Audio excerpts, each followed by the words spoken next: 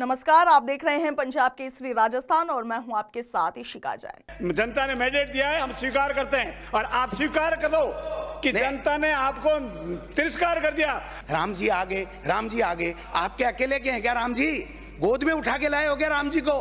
राम जी सबके हैं। अगर आपकी योजना इतना बढ़िया थी, इतनी आपकी योजना थी, तो इतने में कैसे सिमट गए? विचार करो।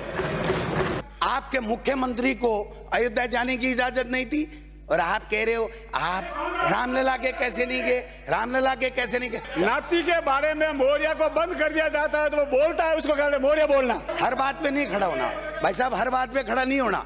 इससे इनाम नहीं मिल रहा, इसीलिए विभाग नहीं दिया आपको। बच्चे ज्यादा से ज्यादा पैदा करो, देश के प्रधानमंत्री आवास बना के दे देंगे। कि आपके मंत्री तो ये कहते थे कि मर्दों का प्रदेश से जोगाराम सबसे बहुत ही इंटेलिजेंट बुद्धिमान मंत्री होता, लेकिन इनको विभाग नहीं दिया। किरोड़ी जी का क्या किया आपने? विभाग को टुकड़े टुकड़े कर दिए।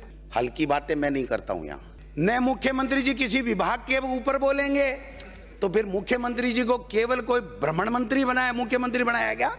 इनको शर्म नहीं आती। वसुंधरा जी कहां बैठी है? ना पक्ष में बैठी। 16वीं विधानसभा का पहला प्रश्नकाल आज काफी हंगामेदार रहा, जहां सदन में पुराने मुद्दे पुरजोर तरीके से उठाए गए और उन पर जमकर बहस हुई। बहस वसुंधरा राजे के बैठने की जगह को लेकर भी हुई, तो वहीं बहस आज सदन में नाती का बाड़ा और मर्दों का प्रदेश जैसी आवाजें भी खूब गूंजी।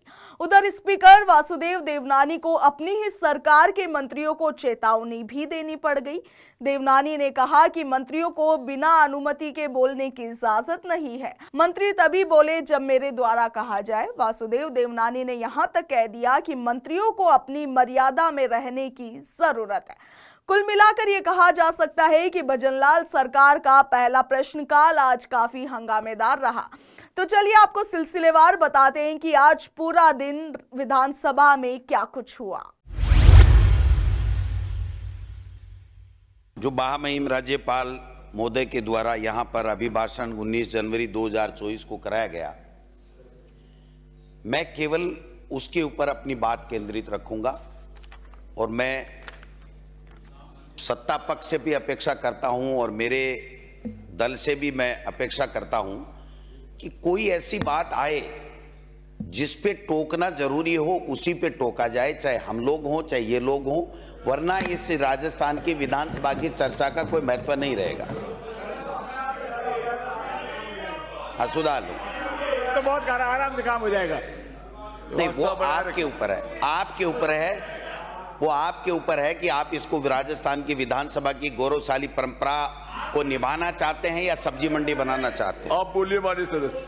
मैं महामहिम से जिस प्रकार से 83 पैरों का जो अभिभाषण पढ़वाया गया, मैं समझता हूं कि राजस्थान के इतिहास में सभापति महोदय पहली दफा 83 के 83 पॉइंट राजस्थान की नवनिर्वाचित सरकार के विजन के नहीं होकर के और केवल पिछली सरकार के ऊपर छींटाकशी, उनकी योजनाओं को भ्रष्टाचारी बताना, उनकी प्रत्येक योजना के बारे में महामहिम राज्यपाल के सिरमुख से इस प्रकार से कहलवाना, मैं समझता हूं कि इससे ज्यादा गलत परंपरा इस राजस्थान की आज तक न हुई है और मैं आशा करता हूं कि आगे भी नहीं हो।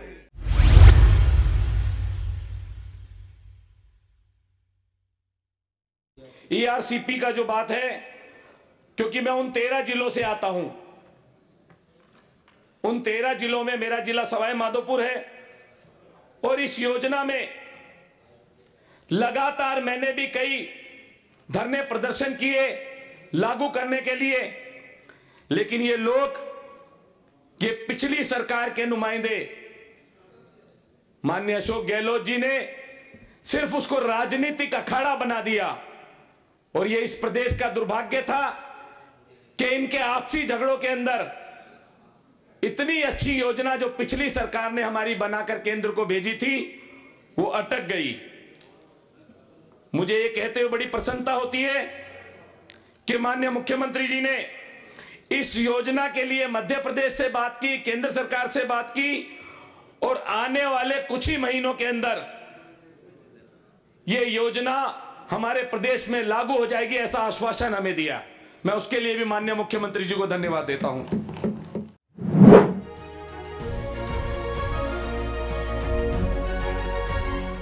हमारी सरकार ने 13,000 करोड़ रुपए केंद्र सरकार ने 30,000 करोड़ रुपए केंद्र सरकार ने दिए और उसमें 20,000 करोड़ के टेंडर इस पिछली सरकार ने, अशोक गहलोत की भ्रष्ट सरकार ने लगाए। और टेंडर लगाने के साथ साथ ही आरटीपी एक्ट 2013 का उल्लंघन किया। आरटीपी एक्ट 2013 टेंडर के अंदर पूल ना हो, टेंडर के अंदर ठेकेदारों की साठगांठ से सरकार को नुकसान ना हो, जनता की काड़ी कमाई का पैसे का मिसयूज ना हो, उसके लिए बनाया गया था। और उसमें भी इन लोगों ने 30 से 40% अभाव में टेंडर देकर इतना बड़ा भ्रष्टाचार किया। और हमें जो जानकारी है, कई बार हमने भाषणों में भी कहा और हमने धरने प्रदर्शनों में भी मांग की, इस सरकार के जनप्रतिनिधि, इस सरकार के मंत्री उसके अंदर इन्वॉल्व थे। और मुझे ध्यान में आता है Shyam tubewell company, Ganpati tubewell company, इनके झूठे प्रमाण पत्र लगाकर 900 करोड़ रुपए के टेंडर, 600 करोड़ रुपए के टेंडर इनको आवंटन भी कर दिए गए। उसके विरोध में क्रोडीलाल जी, डॉक्टर क्रोडीलाल मीणा जी ने और मैंने एक बड़ा धरना प्रदर्शन भी किया था, जिसकी अवज में हमारे ऊपर केस भी दर्ज किए गए। क्योंकि इस सरकार की मंशा यह रही हमेशा कि जब जब भी कोई हमारे खिलाफ आवाज उठाए, उस आवाज को बंद करने के लिए इन्होंने लगातार केस दर्ज किए। मैं तो ये आपसे निवेदन करना चाहता हूं,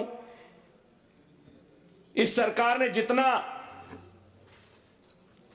अत्याचार, जितना अपराध इस सरकार में बढ़ा, वो आपसे छुपा हुआ नहीं है।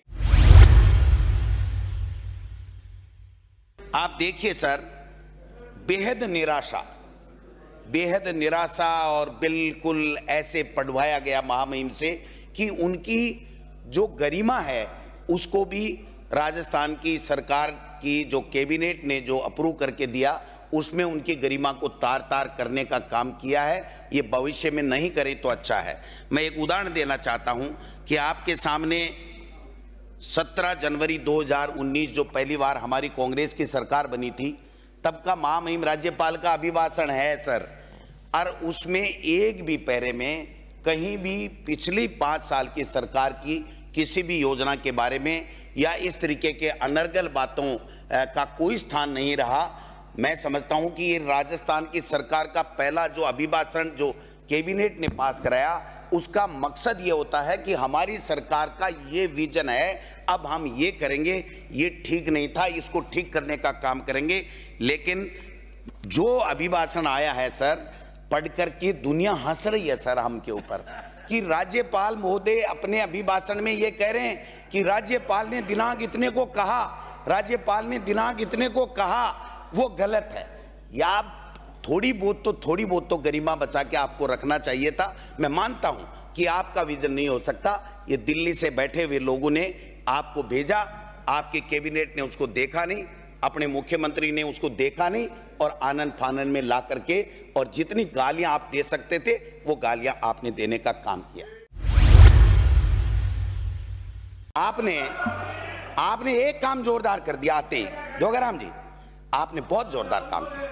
आपने जो देश के प्रधानमंत्री जी ने अग्निवीर योजना दी, जो किसानों के लिए उनके बेटों को रोजगार के अवसर बंद कर दिए और देश की सेना में जो नौजवान जाते हैं उनके हाथों पे हिकों पे कुटाराघात किया, आपने तो मंत्री ही अग्निवीर बना दिया। यहां शपथ ली राज्यपाल के और मौर्य बोल गया। क्या बात कर रहे हो आप संविधान को मानते ही नहीं। ये संवैधानिक व्यवस्था के तहत है। हाँ, कोई बता दो हो संवैधानिक व्यवस्था हो तो। संवैधानिक व्यवस्था के तहत है, जनता ने मैंडेट दिया है, हम स्वीकार करते हैं और आप स्वीकार कर दो कि जनता ने आपको तिरस्कार कर दिया। अगर आपकी योजना इतना बढ़िया थी, इतनी आपकी योजना थी, तो इतने में कैसे सिमट गए, विचार करो। जोगाराम जी संसदीय कार्य मंत्री क्यों बने, ये अपने आप बता देंगे कि मौर्य बोलने से क्या होता है। क्या होता है मौर्य बोलना? नाती के बारे में मौर्य को बंद कर दिया जाता है तो वो बोलता है, उसको कहते हैं मौर्य बोलना। माननीय सभापति महोदय 2 मिनट में 5 मिनट में मैं मेरी बात समाप्त करूंगा, आपका ज्ञानवर्धन होगा। आप बताइए, हमारे 5 मिनट है आपके पास, 5 मिनट अपनी बात समाप्त कीजिए। हमारा समय है, आप चिंता ना करें।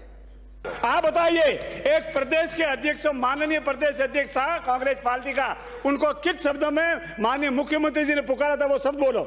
वो शब्द वही बोल रहा हूँ। माननीय मंत्री जी विराजे, माननीय सदस्य माननीय महामहिम के अभिभाषण पे आ जाए। राज्यपाल आप विराजे, आप माननीय महामहिम के अभिभाषण पे रुक जाइए। आप, हमारा समय, आप चिंता ना करें, मैं बैठ जाऊंगा। आरपीएससी भंग करने की बात कर रहे थे, मुझे ऐसा हो गया, कर दिया गया आपने आरपीएससी को भंग। 50 दिन हो गए आपको, अभी जवाब दे रहे थे।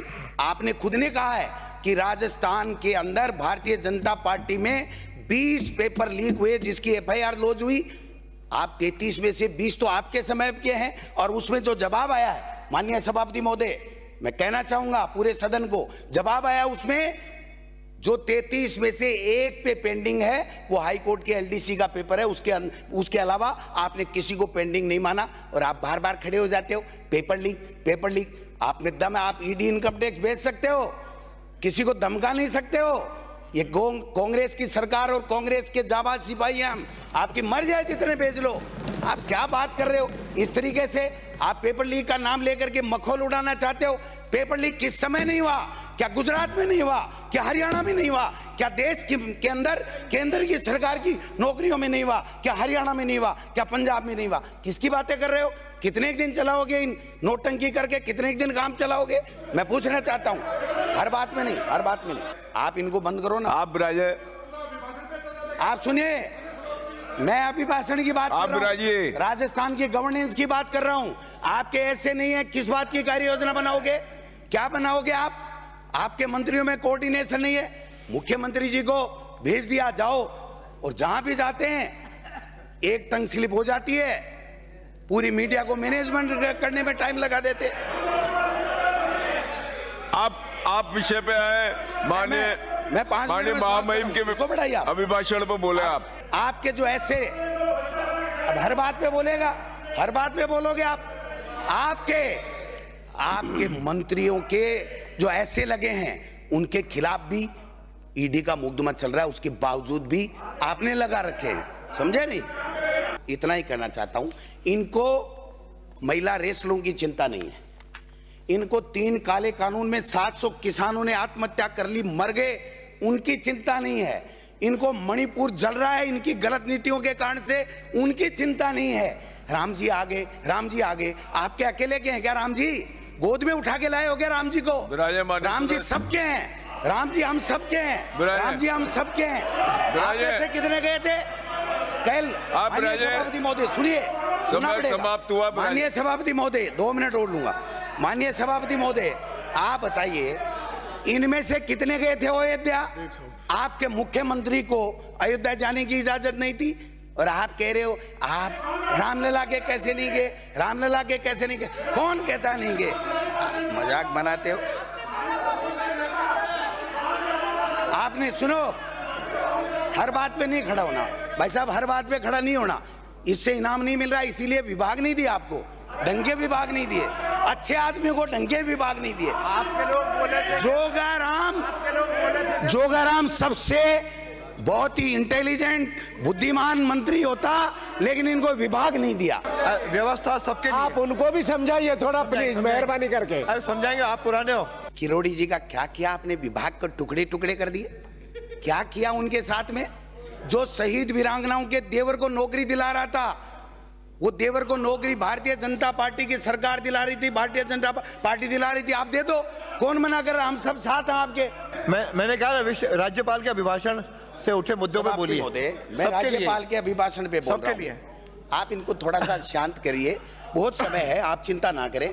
थोड़ा बहुत कुछ हो सकता है कि कोई कड़वी बात आ जाए, लेकिन आप जितनी हल्की बातें मैं नहीं करता हूं यहाँ, और जिस दिन करने लग जाएंगे ना आप भग जाओगे। नए मुख्यमंत्री जी किसी विभाग के ऊपर बोलेंगे, तो फिर मुख्यमंत्री जी को केवल कोई भ्रमण मंत्री बनाया, मुख्यमंत्री बनाया क्या? केवल भ्रमण करने के लिए, और जहां जाओ वहां एक न एक टंग स्लिप करके आ जाओ, क्या इसीलिए बनाया मुख्यमंत्री जी को? माननीय अध्यक्ष महोदय, मैं राजस्थान विधानसभा के कार्य तथा प्रक्रिया संचालन नियम अधिनियम 295 के अंतर्गत प्रस्ताव प्रस्तुत कर आपके माध्यम से माननीय मुख्यमंत्री जी का ध्यान धौलपुर व भरतपुर जिले की जाट जाति के को केंद्र में अन्य पिछड़ा वर्ग की अधिकृत सूची में शामिल किए जाने की ओर करना चाहती हूँ। माननीय अध्यक्ष महोदय, राजस्थान राज्य पिछड़ा वर्ग आयोग की धौलपुर और भरतपुर जिलों के जाट जाति की वर्ग की विस्तृत सामाजिक आर्थिक शैक्षणिक पिछड़ेपन रिपोर्ट अभिशंसा 2017 के आधार पर राज्य सरकार के अधिसूचना क्रमांक 48225 दिनांक 23/8/2017 द्वारा धौलपुर और भरतपुर जिले के जाट जाति वर्ग को राज्य में अन्य पिछड़ा वर्ग की अधिकृत सूची में क्रम संख्या 54 पर शामिल किया गया है। उक्त अधिसूचना जारी होने के पश्चात राजस्थान राज्य के समस्त जिलों के जाट जाति वर्ग राज्य के अन्य पिछड़े वर्ग की सूची में सम्मिलित है, परंतु केंद्रीय अन्य पिछड़ा वर्ग की सूची में धौलपुर और भरतपुर जिलों के जाट जाति वर्ग को सम्मिलित नहीं होने के कारण उक्त जिलों की जाट जाति वर्ग के व्यक्तियों को केंद्रीय सेवाओं व शैक्षणिक संस्थाओं में आरक्षण का लाभ प्रदत्त नहीं हो पा रहा है, जबकि उक्त दोनों जिलों के जाट जाति वर्ग की सामाजिक आर्थिक व शैक्षणिक स्थिति राज्य के अन्य जिलों के जाट जाति वर्ग के समान ही है। राज्य सरकार भौगोलिक आधार पर जाट जाति वर्ग के लिए कोई भेदभाव नहीं करती, अतः राजस्थान राज्य पिछड़ा वर्ग आयोग की रिपोर्ट 2017 परिशिष्ट ब के अनुसार आग्रह है कि कृपया कर उक्त दोनों जिलों धौलपुर और भरतपुर के जाट जाति वर्ग को राजस्थान राज्य के लिए केंद्रीय पिछड़ा वर्ग की सूची में सम्मिलित किए जाने संबंधी अग्रिम व आवश्यक कार्यवाही कर उन हिंदू धर्म के रक्षकों की इस समस्या का समाधान करें। धन्यवाद अध्यक्ष महोदय। इनको शर्म नहीं आती? वसुंधरा जी कहां बैठी है? ना पक्ष में बैठे हैं, निर्दलीय लोग बैठे हैं, उनके बराबर आप अपनी पूरा 2 बार की मुख्यमंत्री को बता रहे, ये अंतर्गलय है। मुख्यमंत्री जी आपकी मीटिंगों में वसुंधरा जी नहीं जा रही हैं, ये अंतर्गलय। हमारा समय है, आप चिंता ना करें। आप बताइए, आप कह रहे हैं हम अंतर्कलय में थे, इनको शर्म नहीं आती? वसुंधरा जी कहां बैठी है? ना पक्ष में बैठी है, इधर प्रतिपक्ष की लाइन में बैठा रखा है, इनको शर्म नहीं आती? आप देखिए माननीय सभापति महोदय, नेता प्रतिपक्ष उधर बैठे हैं, हमारा पूर्व मुख्यमंत्री उसके बराबर में बैठा है, और आप जो विपक्ष के लोग बैठे हैं, निर्दलीय लोग बैठे हैं, उनके बराबर आप अपनी पूरा 2 बार की मुख्यमंत्री को बता रहे, ये अंतर्कलय है। किन किन को मंत्री बनाया, किन को नहीं बनाया, ये अंतर्कलय नहीं है। मुख्यमंत्री जी आपकी मीटिंगों में वसुंधरा जी नहीं जा रही हैं, ये अंतर्कलय नहीं है। प्रदेश के अध्यक्ष को किस शब्दों में पुकारा गया था, आप बताइए? एक प्रदेश के अध्यक्ष, माननीय प्रदेश अध्यक्ष था कांग्रेस पार्टी का, उनको किस शब्दों में माननीय मुख्यमंत्री जी ने पुकारा था? वो शब्द बोलो। वो शब्द वही बोल रहा हूं।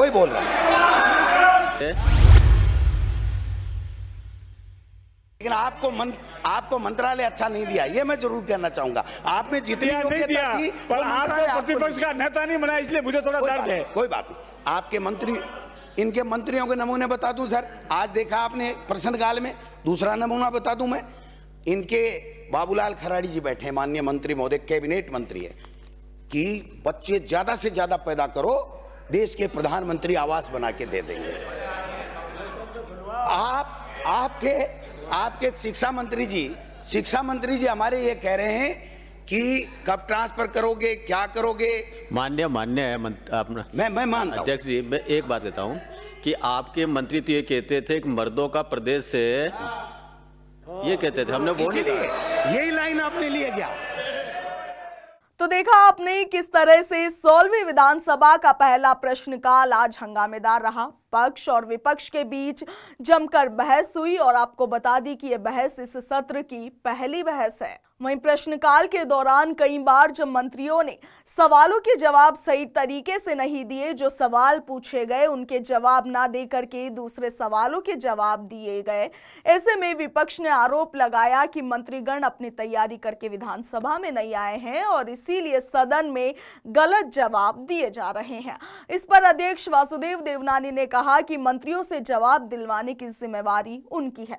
सदन में जो सवाल रखे जाएंगे उन सभी के जवाब जरूर दिए जाएंगे। तो आज विधानसभा में क्या कुछ हुआ, पक्ष और विपक्ष के बीच जो बहसबाजी हुई, उसको लेकर के आपका क्या कुछ कहना है, आप हमें कमेंट सेक्शन में जरूर बताएं।